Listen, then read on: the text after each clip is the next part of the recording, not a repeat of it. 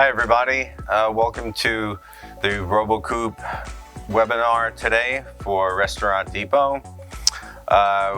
We're here in Edison, New Jersey at the TD Marketing Test Kitchen, and we have a couple of the machines that you stock and some of the things that you don't. So we're going to demonstrate our machines and show you some things that you may have seen or maybe not have seen before. RoboCoupe's been around quite a while, so as you know, people who come in the store usually see this machine and they know what it is, the R2. I happen to bring an R2 dice today so you can see what the next level up is. And the first machine I'm going to show you is one that we sell normally through special order. A couple of stores sell quite a few of them, and that is the J100 juicer. We also have a J80, which is a little bit smaller, recommended for lower output juice bars, or actually even cocktail bars if people want to make fresh juices for mixed drinks. So I'll show you a little bit about what this machine is about. Okay, it's very easy to take apart and reassemble.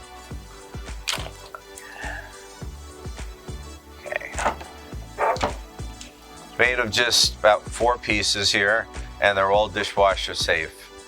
So to assemble it, the bowl just goes on. It's all very solid stainless steel. The strainer goes in, basket rather, and the cover goes on next. And just to show you inside, we have sort of a passway for the vegetables or fruits to come down a little more quickly and efficiently, so that you hardly ever need to use the pusher.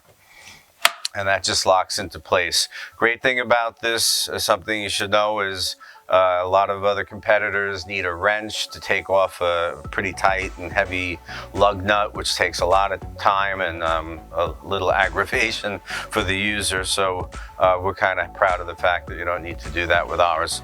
It has a waste container or waste catch in the back, okay, which just holds as much as you need, and then you can dump it throughout the day. Or if the operator wants to cut a hole in their table or even just hang this off the side, we have our continuous catch container, so that way they never have to empty it throughout the day. And that comes standard with the machine. So I'm gonna just line up my pitcher here, get it started. Now you'll see we have quite a large 3-inch hole at the top, so I'm not even gonna cut any of the fruit or vegetables. I've got some Fuji apples, carrots, and grapes. And I'm gonna put the grapes in right on the vine with seeds and all, and the machine has no problem with it.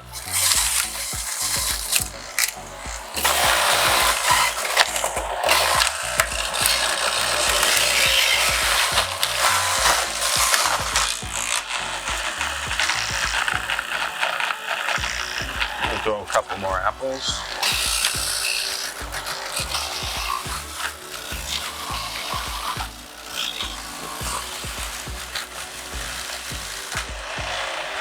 So you see, I never use the pusher because that automatic feed pulls the vegetables and fruits down. There's nothing mechanical going on or anything. It's just the way it's designed by our engineers so that the vegetables fall quite easily. And I'll just show you what the juice looks like.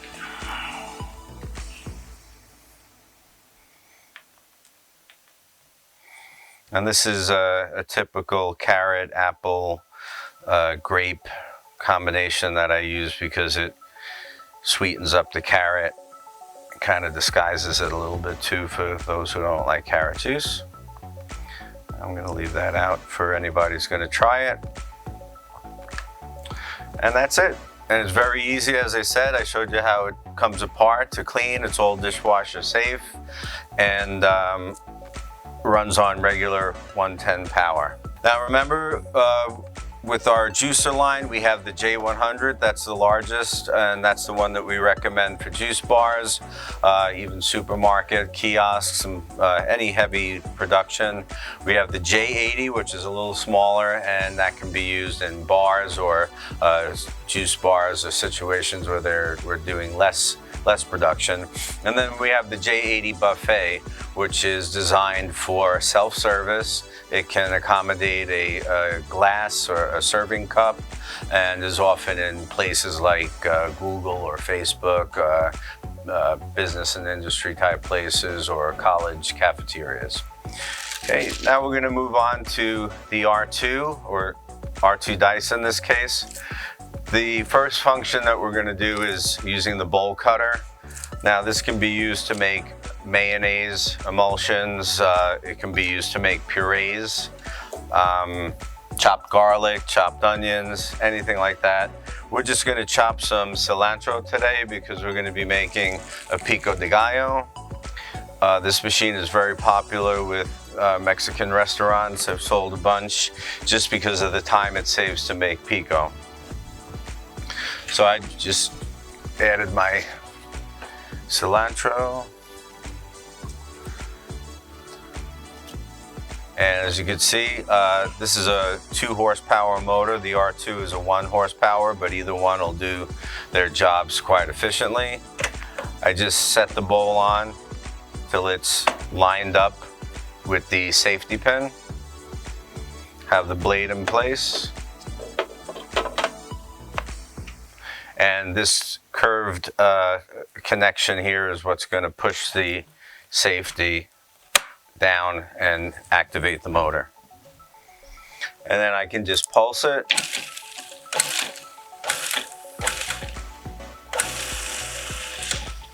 And then let it run.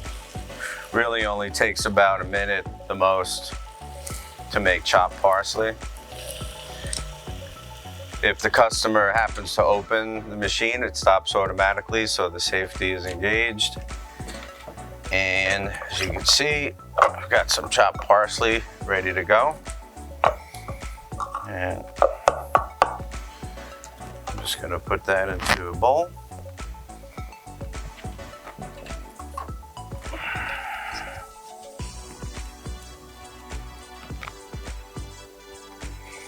And we can add that to our pico de gallo later once it's ready. Okay.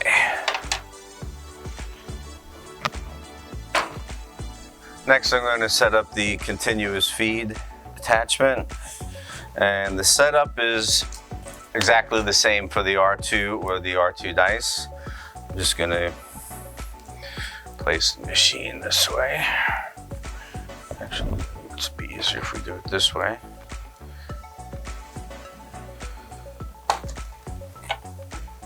Okay, the continuous feed consists of the chute, the feed, the kidney shaped feed, the large pusher, which is this piece, and the small pusher. Okay, so the way we assemble it is by putting the chute on first, and once again we're going to line up where the safety pin is so it activates the motor. Okay, that's in place. Discharge disc is very important. This needs to be in place at all times, otherwise you'll have a backup of food in here. This is what pushes the food out. Also with dicing kits, if there's no pusher on it, it can get kind of sheared to the metal post, and we don't want to do that.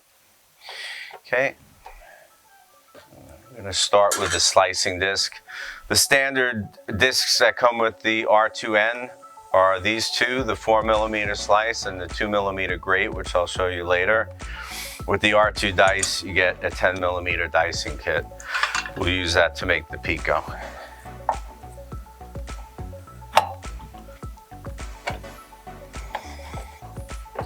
So first thing I'm going to do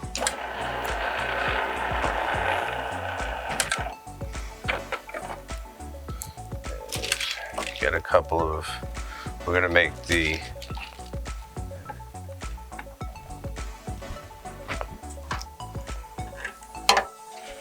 We're gonna make the jalapenos in a slice, just to make it look a little fancier than the pico. And in a matter of seconds, not even, that's complete. Okay, then we're gonna show you how easy it is to take the blades out, to change blades.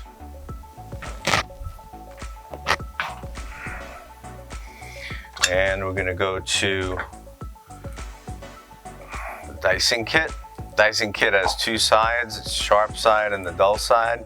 Sharp side always needs to be up, and that's the side that has the writing on it. If it's a 10 by 10 dicing kit, it'll say 10 by 10.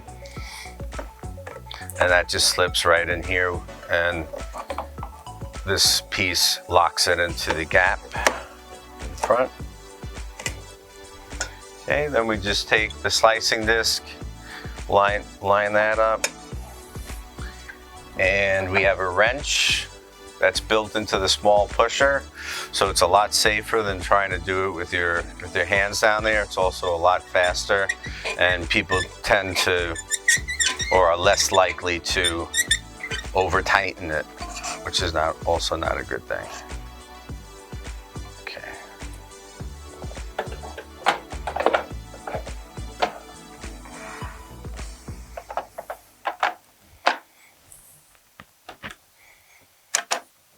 Okay, so with dicing, it doesn't matter how the tomatoes are put into the machine.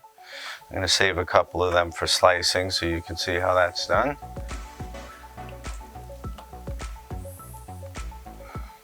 So we just add them in and get about 6 by 6 tomatoes, or if you use Roma tomatoes or plum tomatoes, there's no problem fitting them into the hopper.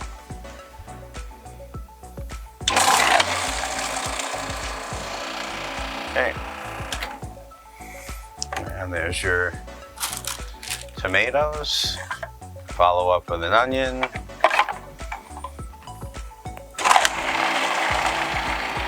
Got your diced onion.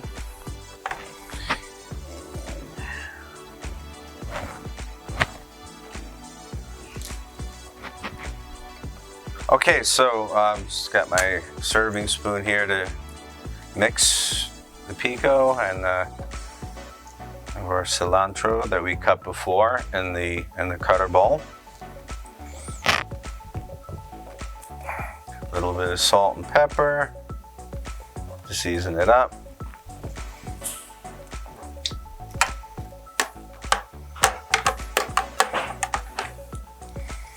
And something that would have taken probably an hour to make, even a full pan of this, takes about 10 minutes. So it's really a time saver. So we're gonna move along and show you some other cuts here. Okay, so we showed you some slicing with the jalapeno, but in between, I'm going to show you some other vegetables like sliced tomatoes, which is a common, get my wrench. Sliced tomatoes, very, very common, also time consuming by hand or on a meat slicer, or the manual slicers. It all takes a lot more time than doing them on a veg prep machine. And one thing I want to show you just quickly is when you do sell an R2 dice, it's an opportunity to sell a dice cleaning kit. So the dice cleaning kit works like this. You just set it, and instead of poking out one hole at a time or letting this all go into the garbage, you get a nice clean disc. It's a lot safer because you're cleaning from the dull side. And when you clean from this dull side, it's not only safer, but you don't do any damage to the sharp side of the blade. So you're actually doing the customer a favor by selling him something that's really going to help preserve his blades for a longer period of time. No one likes to have to replace them before their time. They're not exactly cheap, so we want to show the customer that if they make that investment, they can make the blades last longer. We also have storage racks for them, and they're available in the catalog. They're also on auto quotes with each machine. That's basically it. And then you can spray that out. This can be rough chopped and put back into the sauce, or it can go into stocks or soups. So a lot of waste is eliminated as well.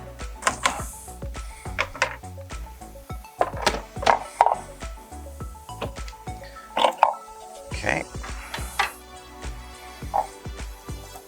Same procedure. Make sure you have that discharge plate in. Make sure this is lined up and the pin is over the hole in the motor base. And on the continuous feed, it has the same V-shaped cutout in order to activate the motor. And push the safety pin down. So for this, if I want to slice tomatoes for sandwiches, I generally slice across or horizontally. I'm just going to get 3 in there for now. Maybe we can get 4 of them. Now you can fill up this whole hopper the way I have it. Do you want to see if we can get a quick picture of that? You can do 1 layer like that. I've started the 2nd layer there, and you can basically go all the way up to the top of the hopper. Okay, now with tomatoes, because they're kind of watery, you don't want to put any pressure on here. You just want enough so that it'll pass through the blade, through the slicing blade. Okay, and that is much faster than doing it on a meat slicer. Probably about, you know, what, 1/10 of the time it would take to do this on a meat slicer. And they're all same, they're all accurate. People who use meat slicers, one person cuts it one day on setting number 1, one puts it on setting number 2. It's also safer. Doing a lot of work, especially with small vegetables and things like this, is not very safe on a meat slicer. It's really not made for that. Okay, and I'll show one more slice, and that is going to be through the small port, and that's cucumber.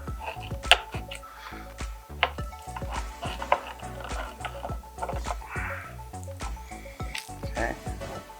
And with this, if I had 12 cucumbers, I could just feed 12 one right after the other. So I'm just going to feed this one and then finish it with the pusher.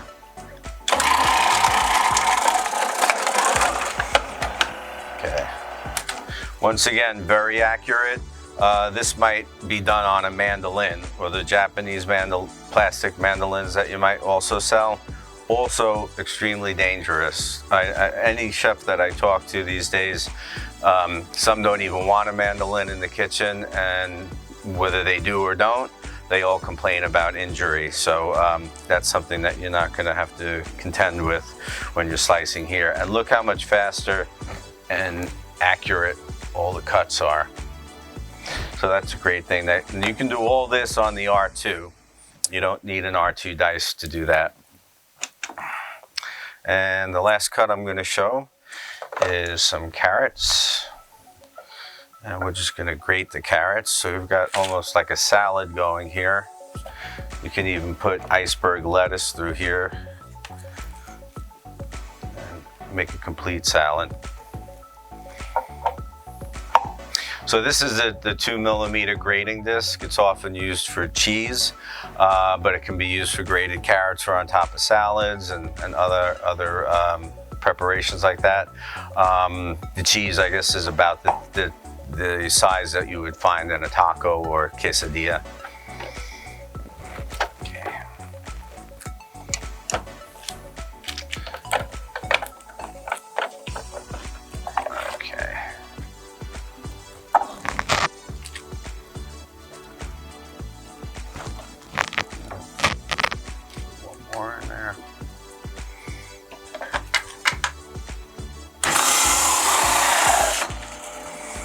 So there you really see the power of the 1 horsepower motor.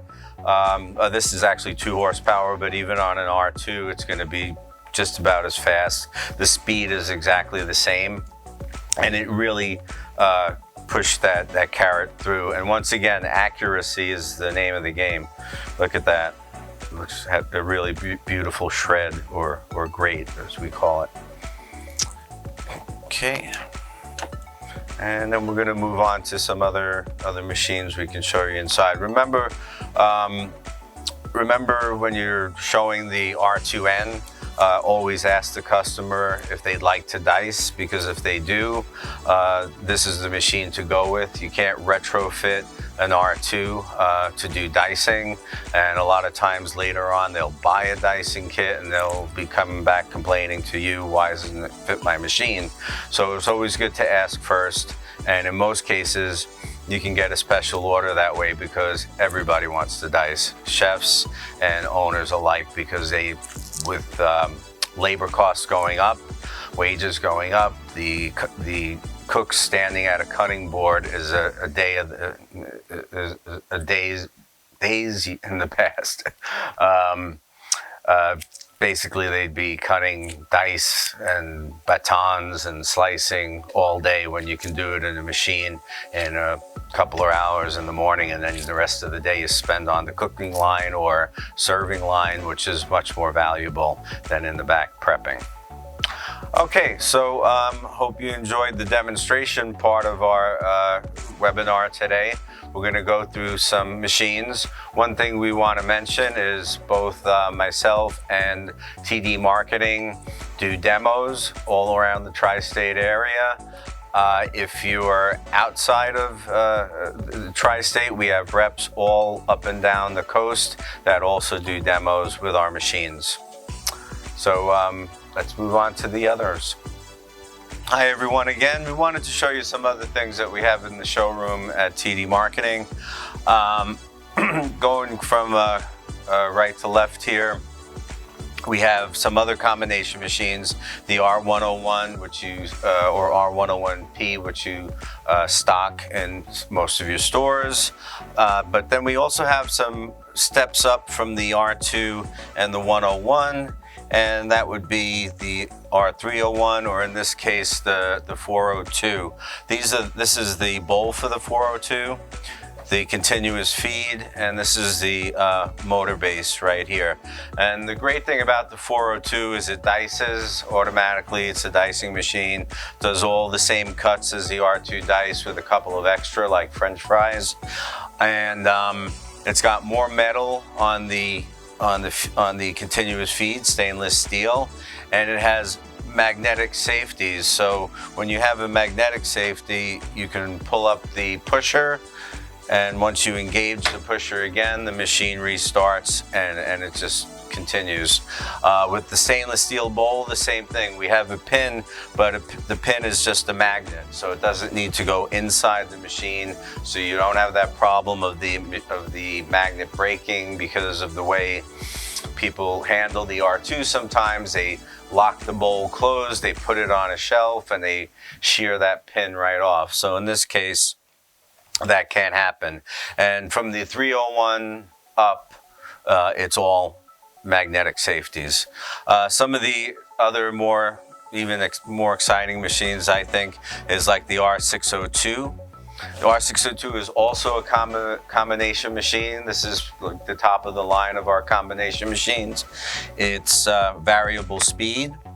It has a bowl cutter, which is this here. It's more than twice the size of an R2 bowl. Plus it's an all stainless steel blade. It can be taken apart, and the blades can be reassembled at different heights or taken apart just for cleaning, which is always very good about a blade. And it has a locking feature here, but once again, no pin going in and out of the machine. It's just magnetic, and that's what activates the motor. Okay. As I'm going along, I just want to show you these. I'm sure some of you have the R2 table talker on your shelves already. We have it for all the other machines. If you want, you can have these in the store. Just ask your rep, so you can use them as pieces that you can talk about and say, well, if you want to move up to another machine, this is some of the other choices we have. And we have it for the juicer and pretty much all of our models. I'm going to come back to the immersion blender last. The vegetable feed for the 602 is much like the CL50. Okay, it looks just like this, but as you can see, it's all metal inside and out, and it takes much larger, more substantial discs. This is the dicing kit, so it's a full dicing kit, 10 millimeter, and this is the slicing blade for it. And as you can see on these discs, the knife portion is removable, so it can be sharpened or it can be replaced. That's not always the case on a R2. I have one here, yeah. On an R2, see the blade is spot welded. So once this blade is done, the whole disc is done. So cost of ownership down the road on a CL50 is actually a lot less expensive than on an R2 or definitely an R2 dice, if you have to keep buying those blades over and over again. The replacement knife on these are maybe $40 as opposed to over like $80 now for a whole disc. And also one other thing, this happens to be a top model of the CL50 category. It's a gourmet. It does brunoise, which are very small, fine cuts, and it also does a waffle cut. So know that that's available. If anybody is interested, we'll demo that machine because we like people to see it exactly before they make a decision. It's considerably more costly than the CL50.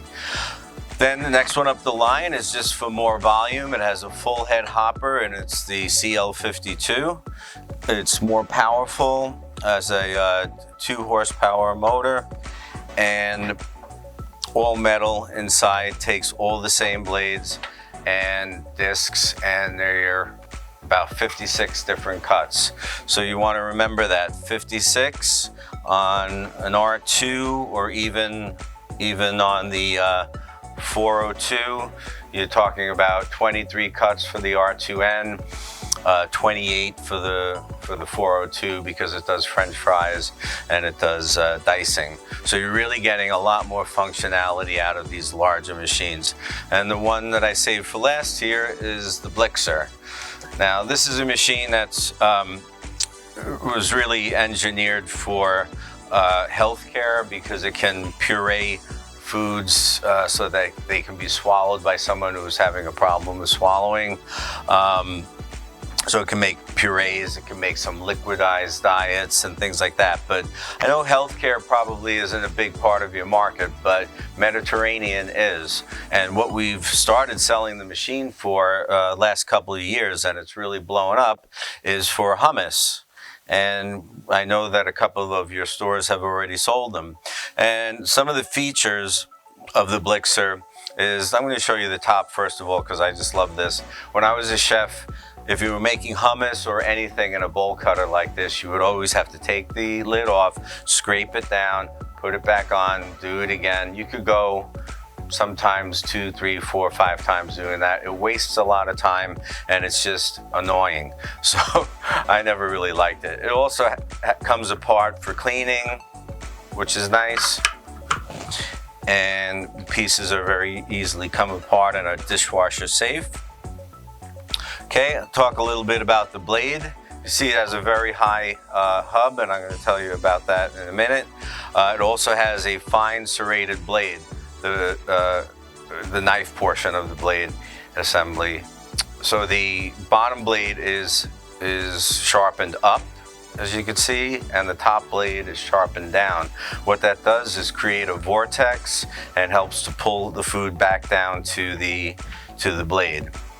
So that in combination with the wiper keeps the food on the blade as long as possible, thereby pureeing it, whatever you're pureeing, a lot faster. And you can do meat, vegetables, cooked vegetables, roasted peppers, anything that you want to puree.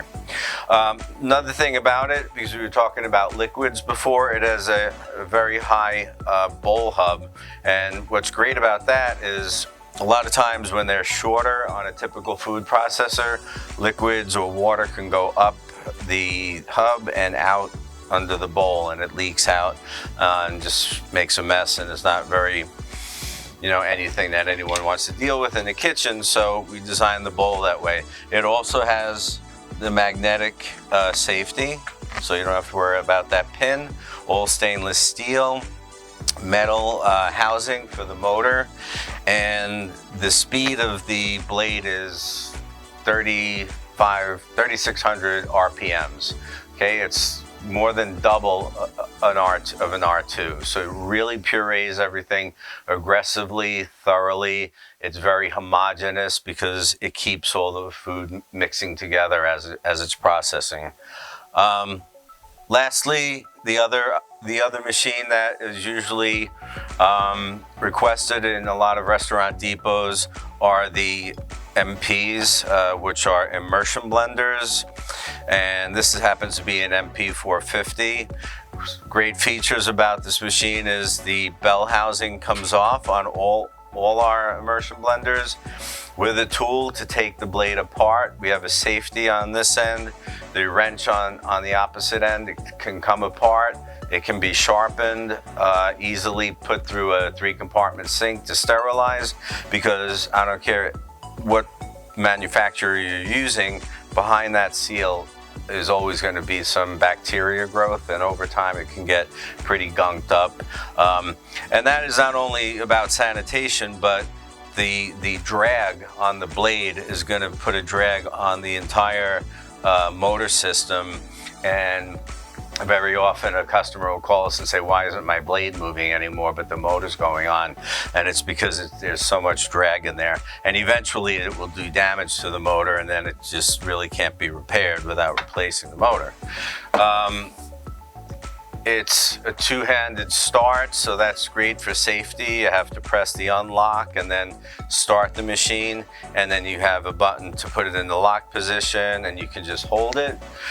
This one is an MP450, it's turbo, but we also have variable speed ones. We also have some that are combinations that the stem is removable and you can put a whisk on there. Last feature that people really love about it is, we all know, if you've worked in kitchens, the cooks will wrap the cord around and around, and it'll get very tight and get frayed very easily. Well, we created a removable power cord, so if this gets frayed, you just pop it out, call your customer would call you. You can order it, have it in about 3 days from Mississippi, and they can replace it. Normally that could be at least a week. If it was a service call, it would be much more expensive because they would have to use a service agent, and they'd be out of luck for all that time without having their immersion blender. And that's about it. We have some other items, but when your reps come into the store, be sure to ask them to go through a little bit more of the catalog. We have automatic sieves and some larger machines of versions of all of these, actually. So anytime you need help, you can always contact me. I think we're going to have our contact information at the end of the video. And absolutely contact TD Marketing or whoever your local rep is if you're further down the East Coast. All right, well, thank you very much for showing up and coming to the webinar. It's been a pleasure. I have a warm spot in my heart for Restaurant Depot, as I worked with you guys for a couple of years, and that's how I started in this field and switched over from being a chef to working with equipment and supplies. So thanks again, and we'll see you in the stores.